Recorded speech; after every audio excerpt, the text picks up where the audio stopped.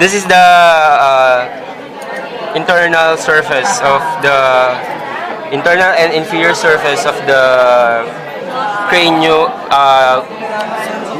neurocranium. So, as you can see, there are three fossa: anterior cranial fossa, middle cranial fossa, and posterior cranial fossa.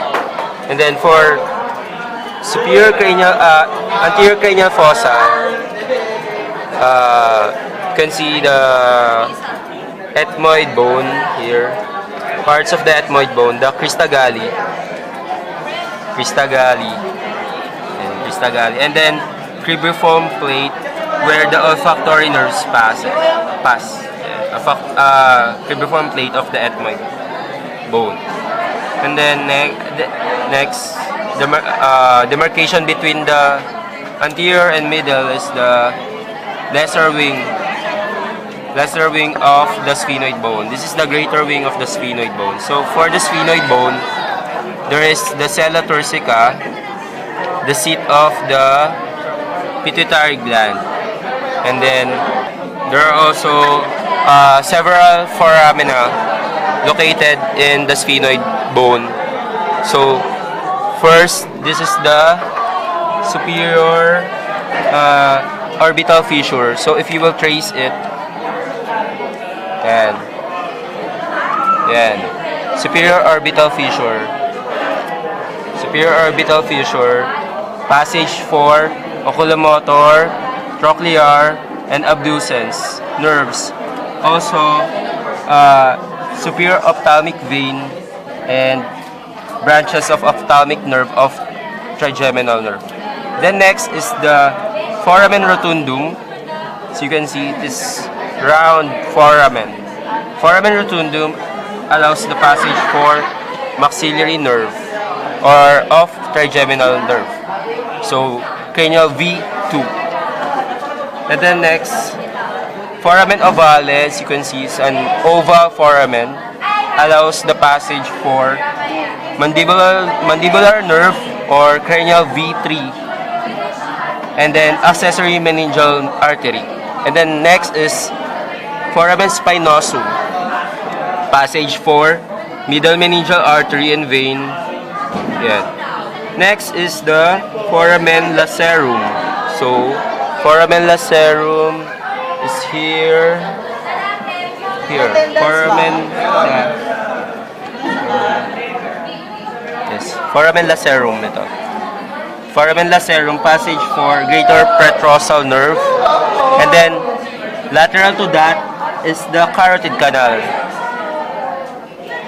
And then another foramen or meatus is internal acoustic meatus. So this is now part of the posterior cranial fossa and then part also of the temporal bone. So internal acoustic meatus, passage for facial nerve and vestibulocochlear nerve, or so for facial nerve 7 and vestibulocochlear 8. And then next, jugular foramen.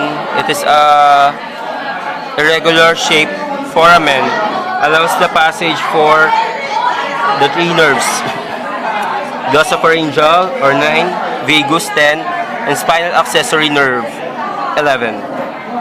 And then hypoglossal canal, lateral, behind the foramen magnum. So this is the hypoglossal canal, allows the passage for the last cranial nerve or hypoglossal nerve or cranial nerve 12.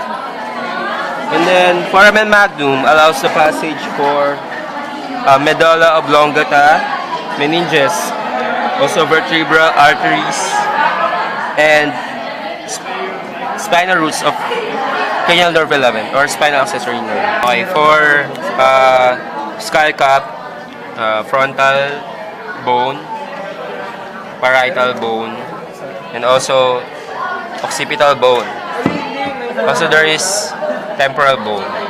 So for the neurocranium. And then sutures, coronal suture separates the frontal and parietal bone. sagittal suture separates the two parietal bones. And then lambdoid suture separates the occipital to the parietal bone. And then junction of the coronal suture and sagittal suture is the bregma. So junction between the occipital lambdoid suture and sagittal suture is the lambdoid. And then this is the pterion, the H part there, composed of boundaries of frontal bone, parietal bone, temporal bone, and greater wing of the sphenoid bone. It is important because underneath the branches of middle meningeal artery lie. So pterion, and then this is the asterion. So it is composed of asterion, composed of parieto-mastoid suture between parietal and mastoid, also the lambdoid suture, and then the occipito-mastoid suture. So it is composed of 3 sutures, and then the junction is the asterion. Next is the inion, part of the external occipital protuberance. So it is the most posterior part of the skull. So this is the inion, and then anteriorly between the frontal bone and nasal bone is the nasion. So nasion, and then for visceral cranium, zygomatic bone together with the forming the zygomatic arc together with the zygomatic process of temporal bone, the maxilla, vomer, sphenoid bone,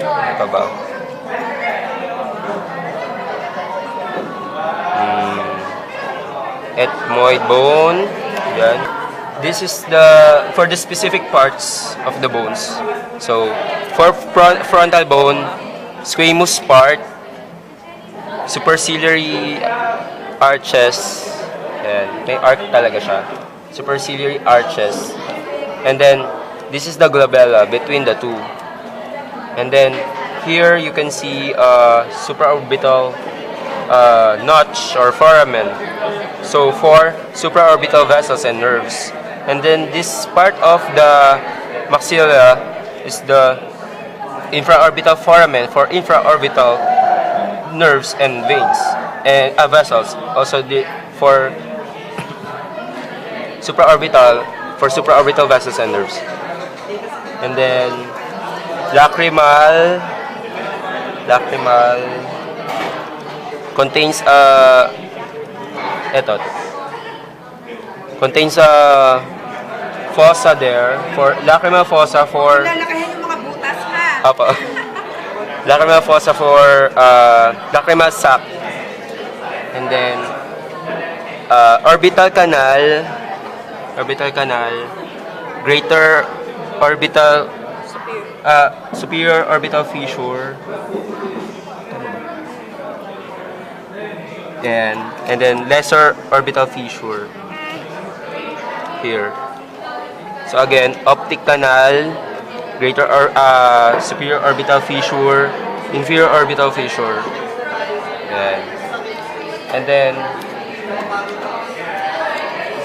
external auditory meatus, mastoid bone, styloid bone, mastoid process, styloid process, occipital condyle, incisive foramina, passage for nasopalatine,